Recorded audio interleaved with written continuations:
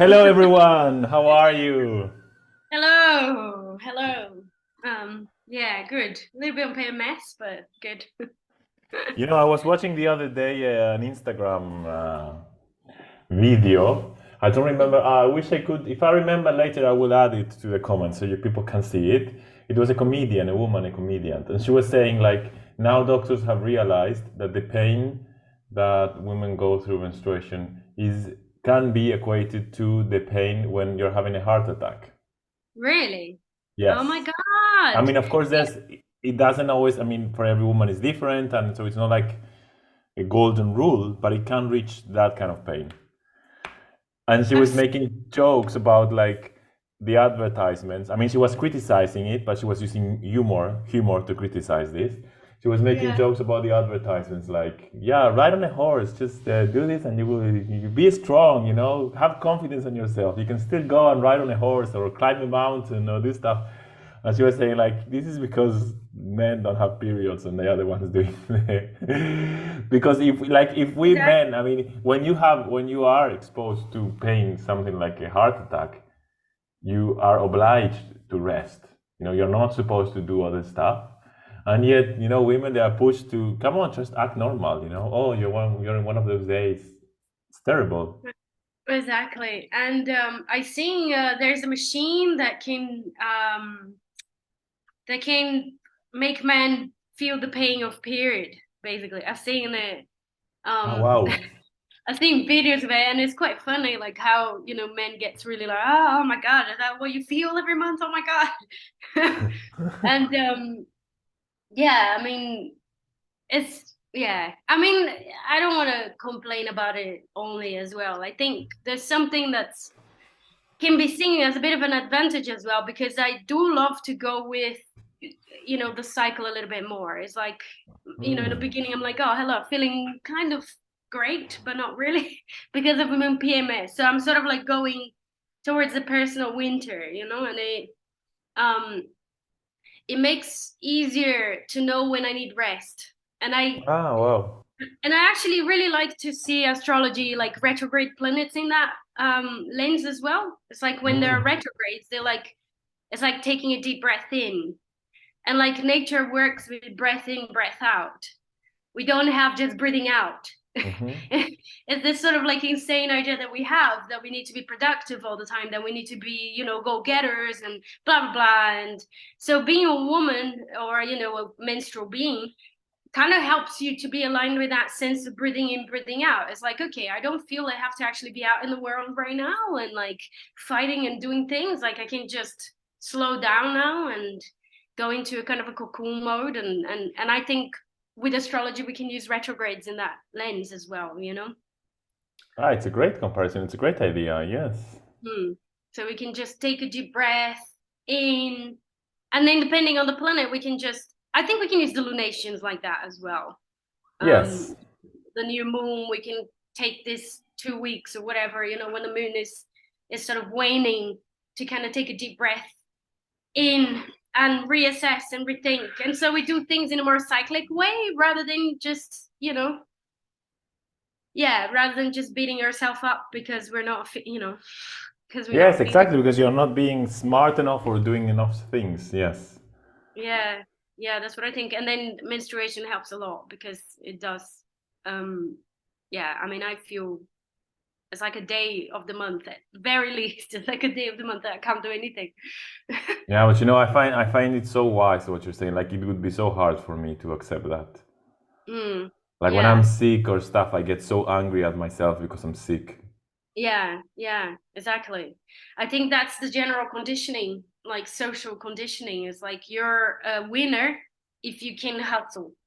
Yeah. So you get the fruits, and you get the titles and the recognition if you can hustle. If you cannot hustle, you're not good enough.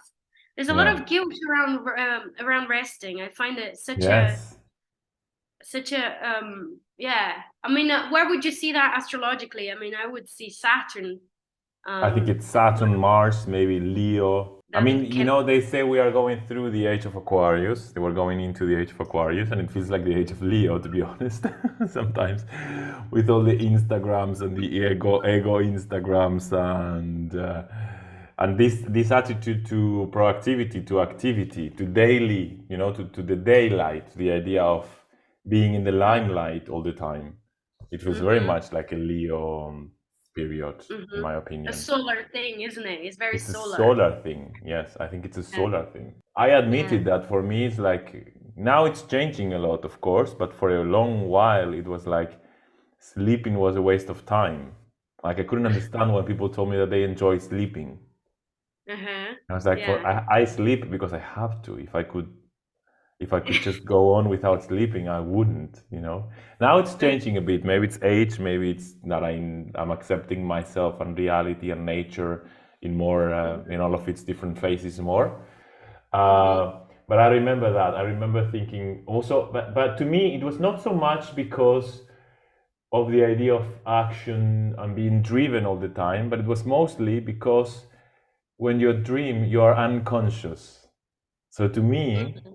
it is not like you're not aware that you're dreaming. You only realize that you're sleeping when you wake up. When you're sleeping, you're not consciously thinking, I'm enjoying, I'm sleeping. Like when you're eating a cake, and of course, Uh-huh. I have to put a food metaphor, of course.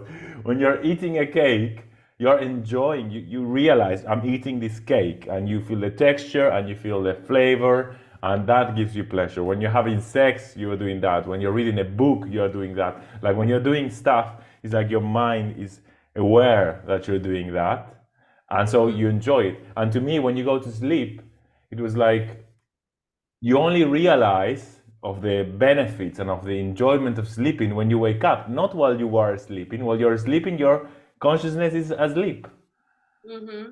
So that's That's it. why I hated it. That's what I hate about it. Sorry, yes. What are you gonna say? That's very interesting. That's very rational. That's a very rational perspective because it's not real, right? What you experience while you're It's dreaming ends up something not like being that. like the concept, what we conceptualize as real.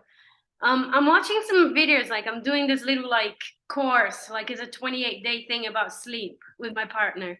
And it's incredible like how sleep is important because you're and also like obviously you're doing Jungian psychology now, so you probably like have a Yes. different idea of what the unconscious Yes. is.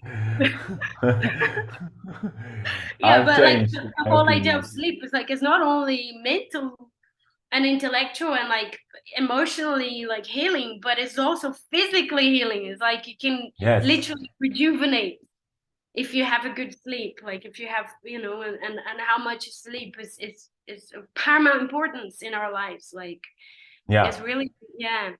Yeah. I Mm. started to change that when I got the degree in psychology because we have a few subjects about neurology and the Mm-hmm. nervous system. And so we Mm-hmm. studied a lot the cycle of dreams. Now I don't remember so much because it was like very Yeah. biological approach. But we studied a lot that, and yeah, I remember they were saying like 1/3 of our lives we spend sleeping. Yeah. It's Yeah. like it's And, super and they important. were saying as well we can go 25 days without food, and I can't remember how many days without water, like 4 days without water or something. And without sleep we can only go 6 or 7 days without. So basically we can go longer without food unless you're a Taurus, but we can go without sleep for more than, like, I never really suffered with insomnia, and the very few times in my life that I've suffered with insomnia was very difficult, was like maddening Yeah. even, like you really want to rest, you want to lie down and you cannot, for some reason.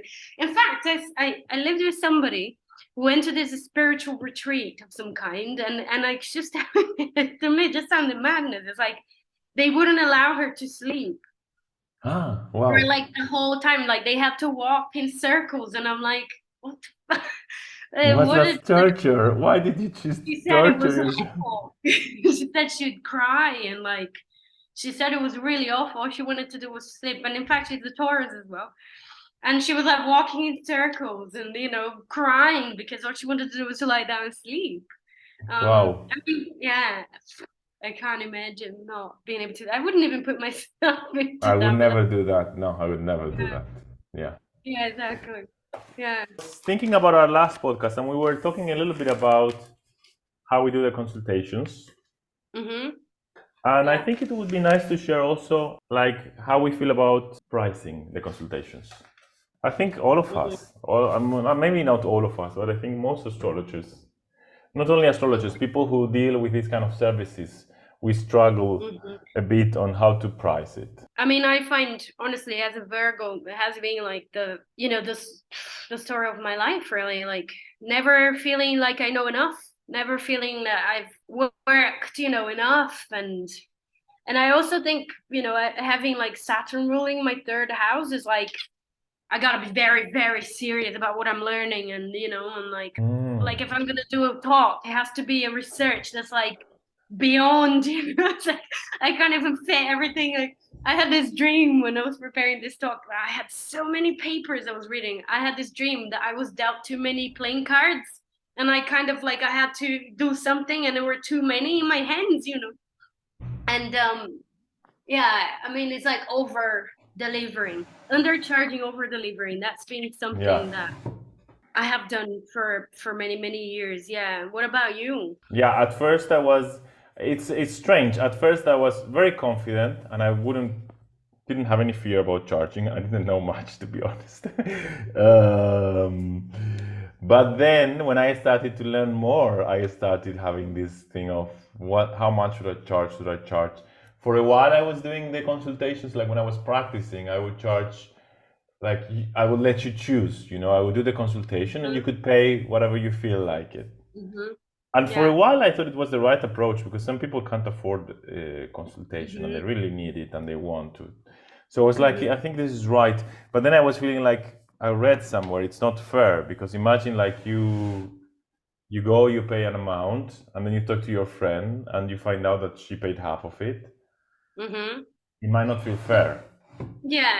I mean, not only that, I think there is also a very common mentality in the sort of holistic health area, and I know a lot of like massage therapists as well, and people that work with other things that are like about healing, and that I would kind of connect with astrology as well. I think is a very known phenomenon that people find really hard to charge, and there is a lot of guilt around Yeah. charging for your work as well. It's like, oh, but it's not fair because some people, they cannot afford, and it's not fair. It's like, yeah, sure, but it's not fair you're not making ends meet either. It's like, Yeah. I don't like, I don't understand. It's like a lot of people like to say, oh, but this is a spiritual thing, and if you want to help other people, you should be doing it for free. Like there's some people that go even like that extreme, and But it's like, that's, sorry, you yeah. shouldn't. Nah, go on. Like all of the second house is opposing the eighth house. Mm-hmm. So this idea that something that's rooted, something that's hidden, something that's secret, which is that we're doing, is very much against Mm-hmm. charging resources, making money, you know. Mm-hmm. And Yeah. I see it also in the elements, like the earth element.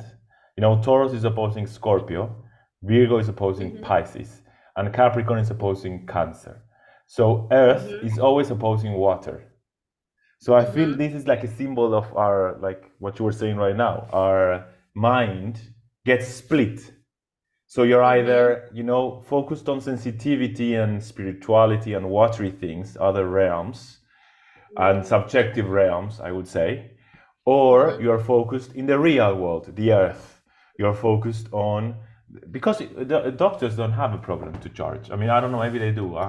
Maybe they do. Maybe this No, is I a don't bit. think they do either. That's the thing. And it's like, I get it. And that's okay to do a pro bono as well. It's like if I'm making my needs, they're fine, they're covered. I can have a little bit of savings, I can do some traveling.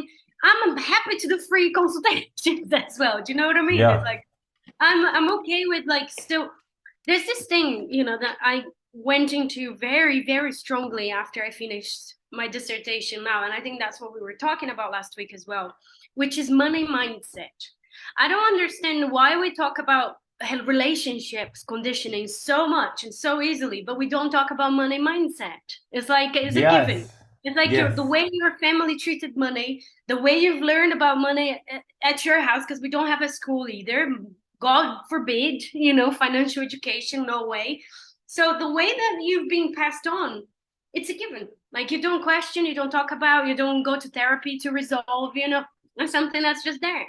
And I've done so much work on personal relationships. It's like, oh my God, why do I attract the same kind of people? Why am I always in these relationships that don't fulfill me? And it was like years and years, like working on that, looking into that, blah, blah. And then my progressed ascendant moved to Capricorn, and I was like, hold on a minute. What about my money mindset? Like all the things I believe about money that I never thought about, and I didn't sign up. I didn't say yes, this is exactly what I believe, and these are my values, and I'm signing it.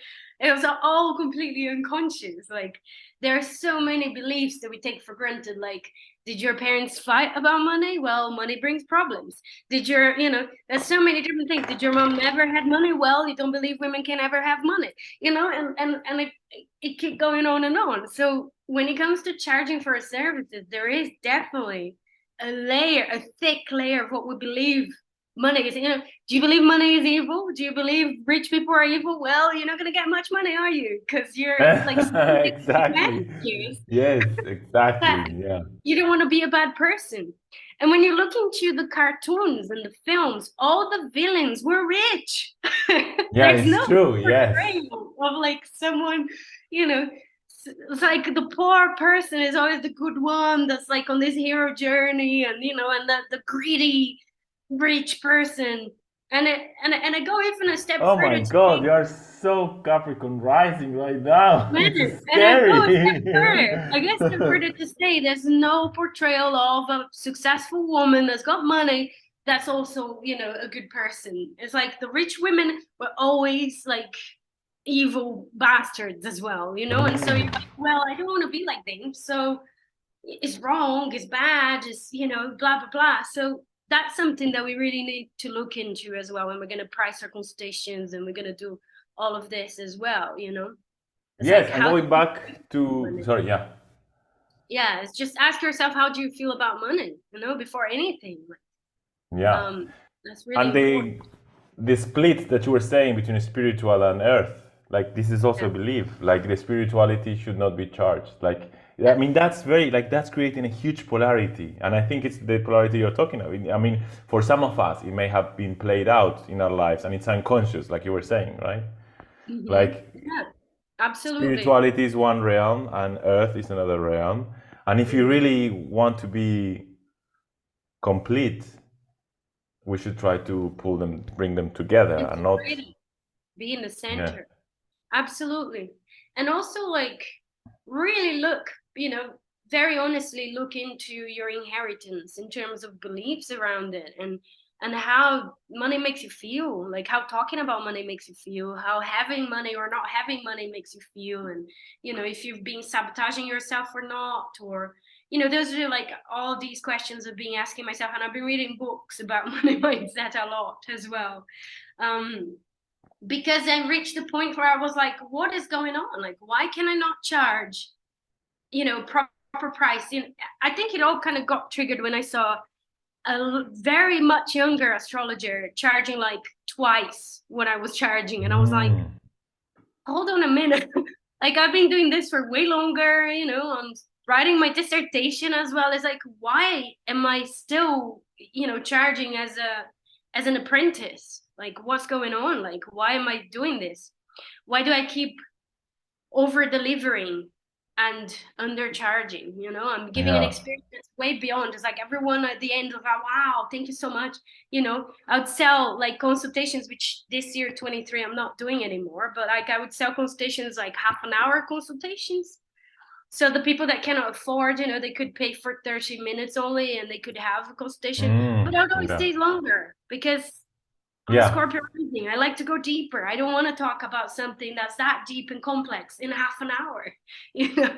So I'd always end up staying for longer, and you know, yeah, it's just not fair. So I started like looking into that a lot more and being like, okay, that's something, the trigger of seeing someone much younger that's been doing this for a lot less time than I have, charging a lot more than I was, and I was like, okay, what's going on? Like, why am I doing this to myself? Why do I feel I'm not good enough? And And then I had to kind of go into the layers of the money, of the story of money, really. Yeah. Yeah, yeah. Very good, very interesting. Yes, I think it's a tricky, it's a difficult moment. Like I noticed when I had to tell what the consultation was about, I was always going around when it came to the point of telling how much it was. Yeah, Hmm. like you were ashamed a bit, like I was ashamed a bit that I had to charge. I had to push Yeah. myself. Like I'm not ashamed. It's like, Yeah, yeah. exactly. It's you, and also like there is this misconcept as well, I think, in our society of like per hour, people charging per hour, Mm, right? yes, So, I oh, agree. my hourly rate is da da da. It's like, I agree. but you're not paying for my hour. Because if I am capable to interpret your chart in 20 minutes, it's not, I shouldn't be punished for that and receive less. Because it was years and years of studying and paying for courses and paying for, education and training and this and that, and hours of my life that I dedicated to be good in that specific area of knowledge that now I can do in 20 minutes. Yeah.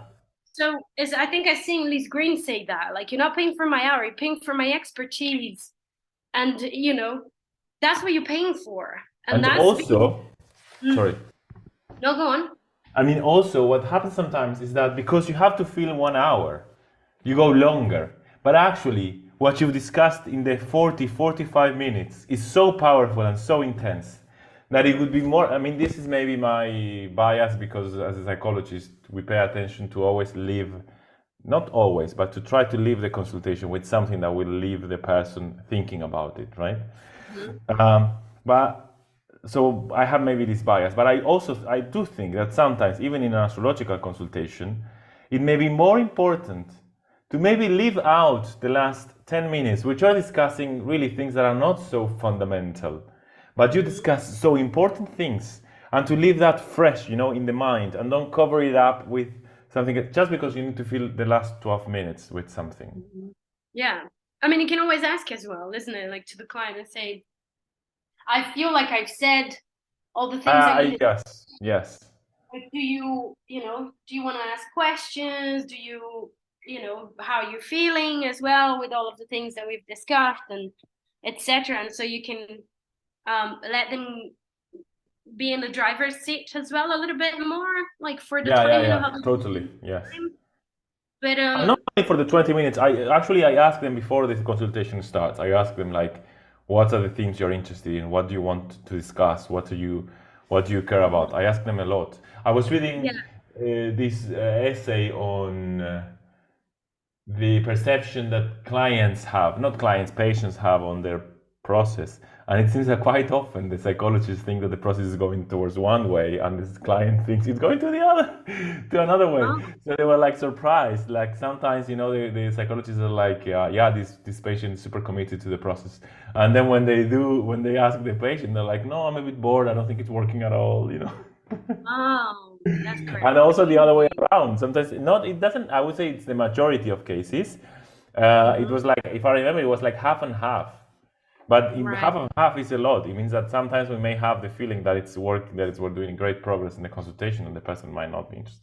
So I think it's very important to ask them, like, how are Yeah. you feeling? Are you Yeah. getting information? Do you have any questions, or what is this? Yeah. Do you think you will Absolutely. use this information? I think it's important. And I know it's like we expose ourselves when we do that, but I mean, we are not important. When we're doing the consultation, we're not important. The important thing is Yeah. the client and what they are getting.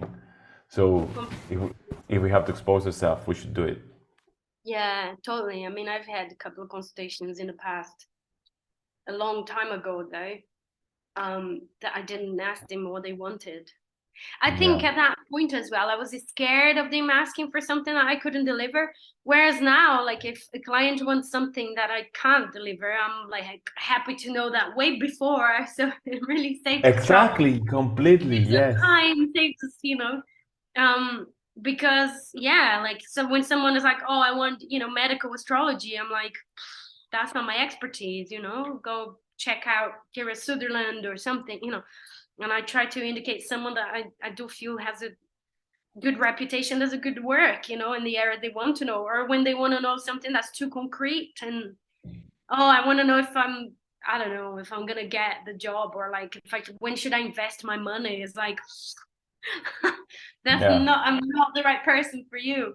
Um, but in the past, a long, long time ago, I was a bit, I was a bit scared of asking what they wanted, because I was a bit scared of like not being able to deliver, and it was better to be in denial than to actually accept. Because I think it's also something I've noticed with the students. We're so hard on ourselves when we're studying astrology. We want to be so fantastic. And it's Yeah, like, it's okay. It's okay. You're a human being. You don't need to have all the answers. You don't yeah, even to need all of the interpretations. Like I tell a lot to my students, sometimes when they're struggling to synthesize something in the chart that's very like mm, it points to a strong sense of split, and they're trying to synthesize and to see what is the person going to feel.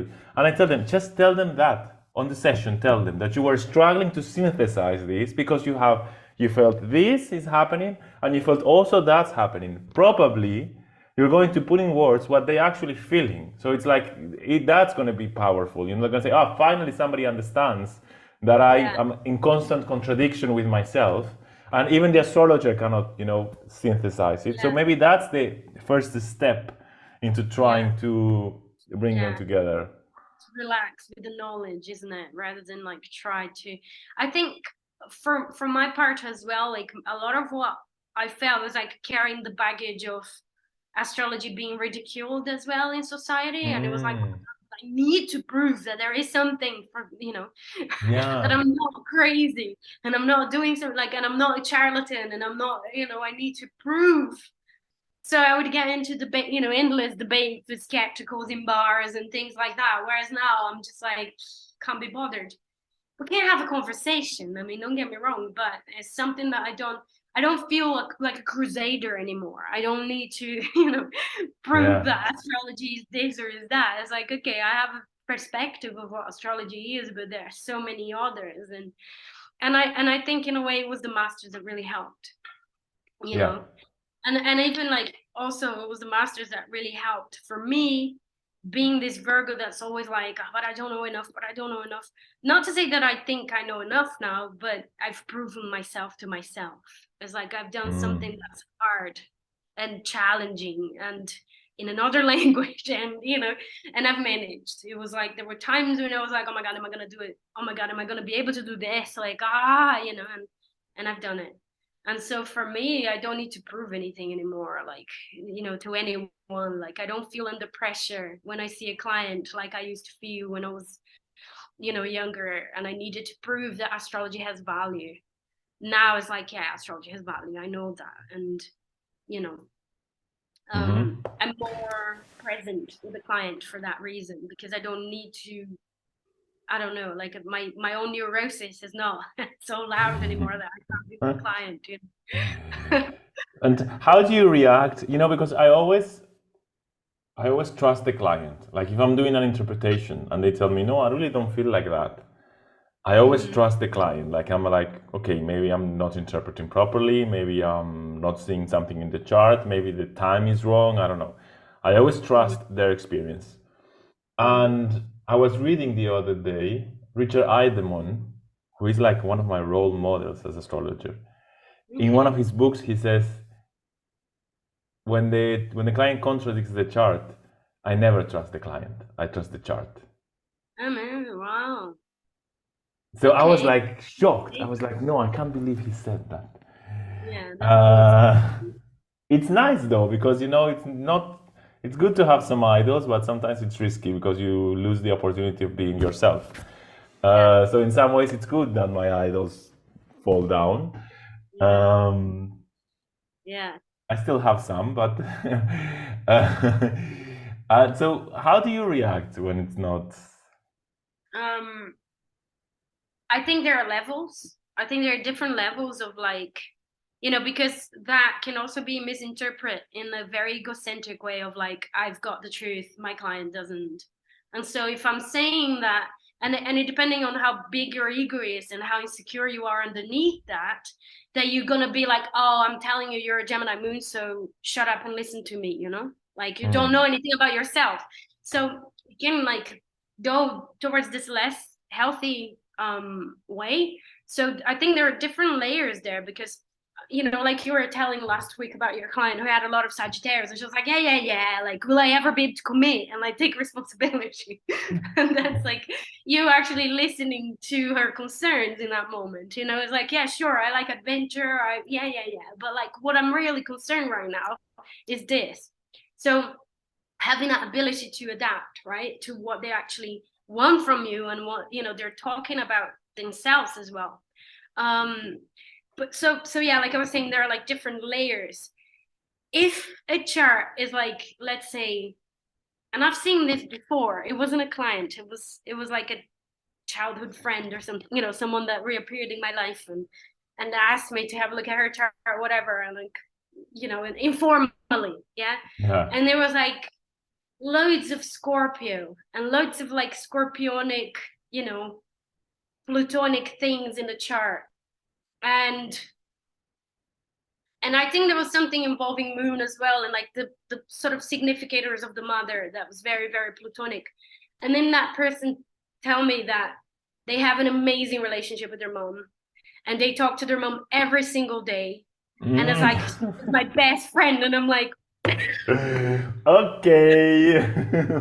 but it wasn't like I didn't believe her and I thought she was actively, she or he, and no, Yeah. they were actively like trying to lie to me. But I do think that it was more like unconsciousness. And Yes. and it wasn't up to me to say anything. And in fact, I think I have had a client a very long time ago as well, that but in the moment when I saw the kind of denial, because it felt like denial, I didn't feel entitled to say anything or to invade that boundary, because it felt like a boundary, and it felt like a personal individual boundary within Yeah. themselves. Like, I'm not ready to assess this, I'm not ready to look into this, so this is what this is how I see as a protection. So I was like, okay, I can't really go in there. Like, it definitely felt like a landmine, Yeah, and and I'm also I'm thinking as you speak, like people react to their charts. Like I've seen people who had Neptune rising, for instance, and they show themselves in a very non-sensitive, like very rational, and you're like, come on, you have a huge Neptune. And if you, it's like you're saying, instead of fighting that, if you embrace it, you can see it as a defense. You can see it, okay. I mean, and his Neptune probably, I'm thinking of one case, is, it's kind of being split all over around this person. But he's so rational and organizing, and he doesn't believe why he's constantly being met by this.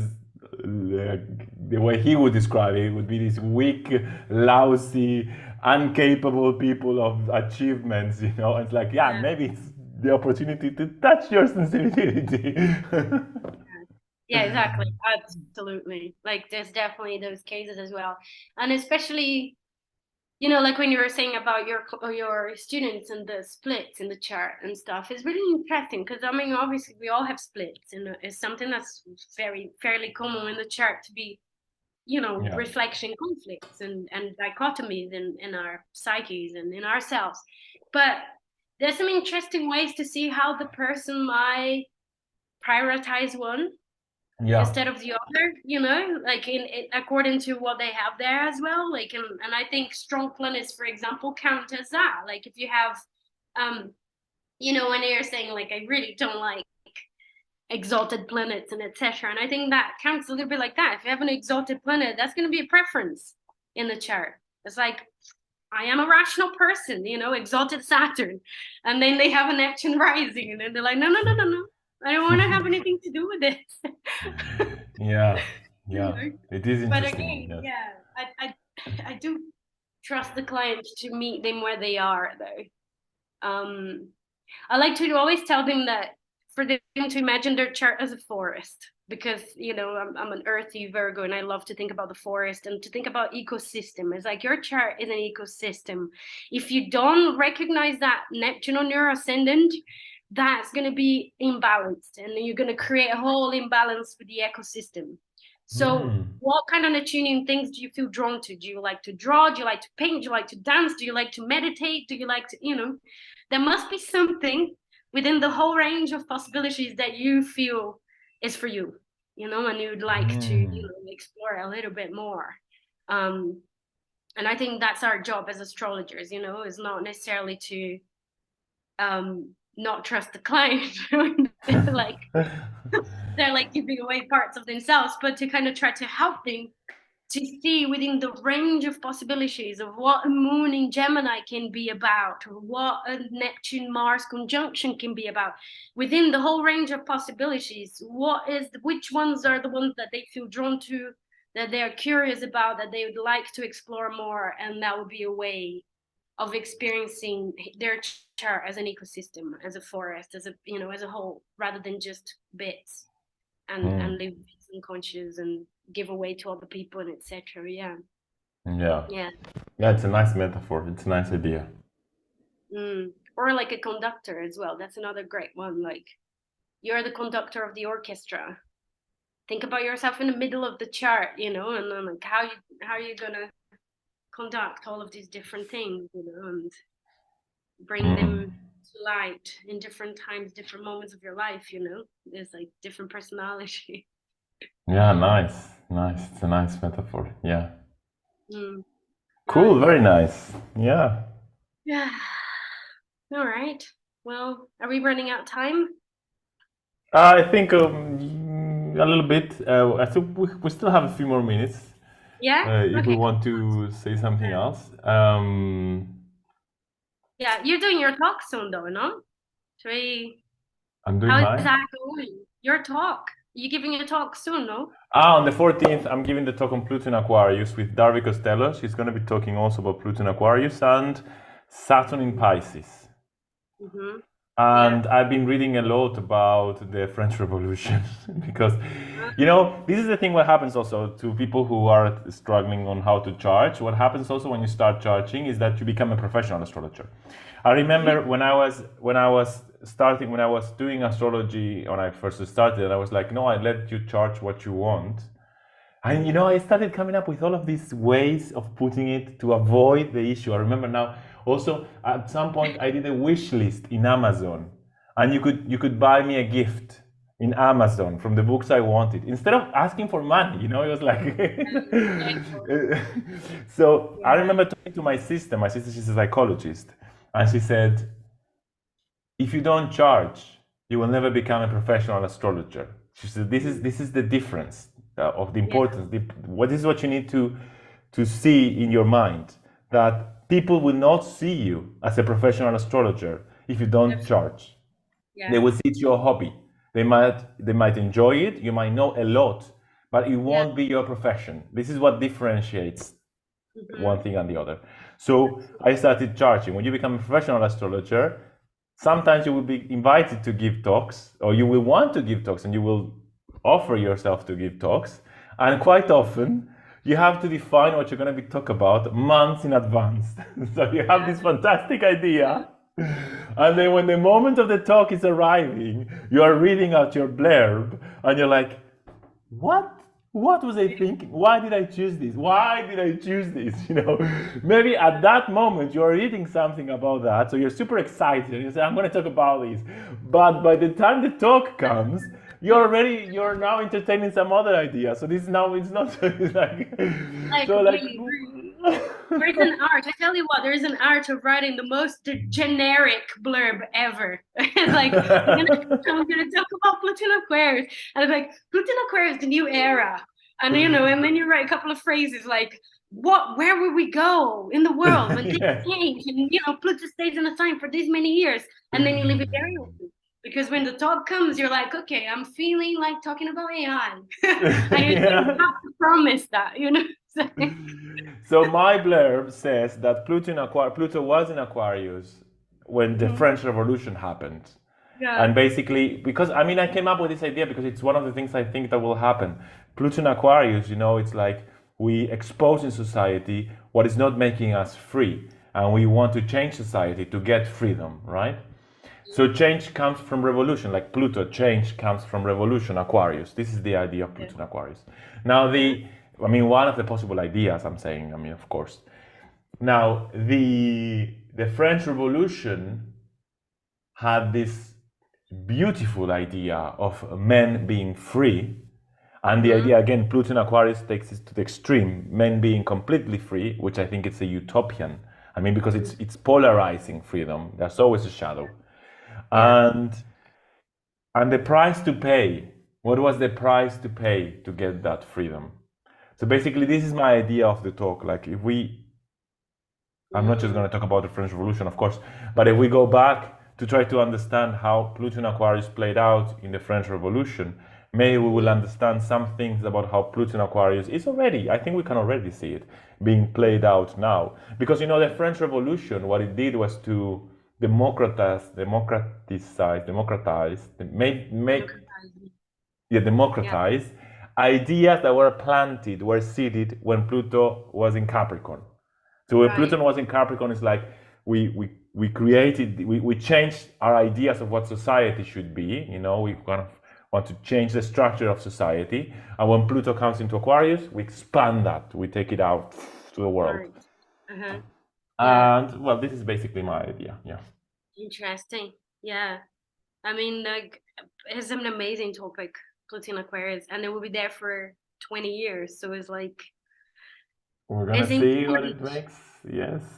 It's gonna be very relevant.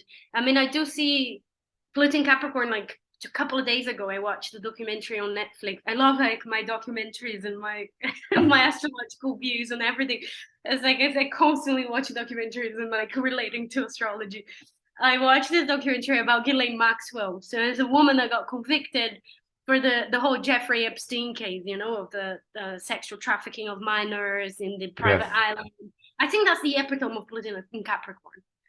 I think that's the Mm. epitome. It's like a very great example of Pluto traveling Capricorn and how the powerful people that have a lot of money got actually convicted for the first time. Like, I Mm. don't know if I'm being ignorant. If anyone knows about all their cases, please write to us and let us know because I don't remember. And she's a socialite, really rich, came from this really rich empire, from since her dad knew all of these powerful people, and she's convicted 20 years in prison. And she's got a lot of Capricorn in her chart as well, which I think is very interesting. It was like, and in fact, she got arrested during her Saturn return, and her Saturn Mm. was 27 or 28 degrees Capricorn. So she was having her Saturn return during this period, of Saturn in Capricorn, and then she got arrested, and now she's in prison. And I think that came out, the number of years that she'd have to be in prison came out in 22 now, which is when Pluto was over her Saturn. So Pluto Wow. was exact over her Saturn in Capricorn, and I think she was a mouthpiece of Pluto in Capricorn, or like she was an example of Pluto in Capricorn. Really, like, it's like what Lise Green said, which I love. Um, as per. But it's where she said that Pluto dredges into the pond of the dark pond of the sign that's traveling through. And so the Yes, dark exactly. is this like authorities and you know and another thing was this paper I read which made me chuckle, and the guy's being like really sort of cynical, saying we were, you know, blessed. Not really blessed, but we were really like cursed with like the worst leadership ever, like since 1930s during a global pandemic. We had Trump, we had, Boris Johnson, we had Yeah. Bolsonaro in Brazil, we had all of these like really awful leaders that all they cared was about power for power's sake. There's nothing to do Yeah. with governing for people. So I think that was Pluto in Capricorn. Now Pluto in Aquarius, it would be an interesting time as well. Yeah, Yeah. we'll see. And I think Darby is preparing something about how it's going to interact with Saturn in Pisces. Right. So When she's Saturn doing goes her. into Pisces, yes. Yeah, nice. I love Darby. I think she's got some really inspiring lectures. I do Yes, I'm enjoy. curious to see how it comes out. Yeah, I think it's going to be nice. It's going to be exciting. So this is going to be the 14th of January if people want to join. And you need to go Nice. to Academy of Astrology webpage to join, and you're gonna see both talks, and then we have like an open dialogue, trying to. Nice. I have a talk as well on the 18th of January. That's still 2 weeks though. But I have a talk for the lodge. Is it the lodge? No, it's not the lodge. I've got one for the lodge is in March. It's for an astrology group, but I can tell you all about next week thing. But it's gonna be a talk about the IC. Yeah, about the journey. Ah, nice. Also, you were talking about the roots of where you're coming from, and your inheritance and these kind of things. I think it has to do with the IC. Even though inheritance, we put it in the 8th house, I think there's a lot of it in the IC. Yeah, and even thinking, I love to think with images as well. There's think about the roots, actual roots of plants, and they're basically the sustenance of that plant. It was heavily dependent on those roots. If those roots are rotten, if you overwater a plant, that's it, they're gone, because they can't get nutrients and nourishment anymore. Or even a tree, however tall the tree can get really depends on those roots as well, and how strong they are, stabilizing that tree. So I think it's similar with our IC, Yeah, I agree. Yeah. Very nice, very interesting. Good. Thank you for sharing that. Amazing. Okay, great. So, all right. Yeah, let's meet up next week again. Let's meet next week. And if you have any comments or any suggestions of themes you would like us to talk about, our email is astrologyfortheoutcast@gmail.com. Nice. Yeah, slowly we're remembering our roots. Finally, we remember our roots. We remember the name of the podcast. And Fernanda, your Instagram is Hitchhiking Stars, right? Yeah, it's a Hitchhiking Stars everything, or fernandapaiva.co. So just go on my website. There are links for everything there. And I'm revamping my website as well in the meantime. So it's going to be changed in a couple of weeks. Nice, cool. Yeah, I'm with all the knowledge about marketing that I'm getting now. But I was gonna say something else. It's a full moon now as well. It's a full moon in 2 days. It's true. Yes. Full moon, the day of astrologers, isn't it? 6th of January is the day of astrologers. I think Astrologer's Day or something. Yeah. I mean, it depends where. In Argentina, we consider the day of astrologers the 6th of January because the wise kings of the East. Yeah, in Brazil as well. There is a bar in Brazil, in São Paulo. Shame. I mean, if you ever come to visit me and I'm here, we have to go together. And it's called Midheaven, Meio do Céu. And it's like a whole astrology, sort of, there's constellations on the wall, and it's just really nice. Oh. They're going to do a celebration for Astrologers Day and give free drinks to astrologers. So I might go there. Oh my God, I wish I was there. And well, happy full moon, everyone. I mean, don't go crazy with your emotions because it's a full moon in Cancer, and make the most of it. I hope you make the most of it. No? Yeah, happy full moon, everyone. Yeah, and see you next week. Huh? See you next week. Bye-bye.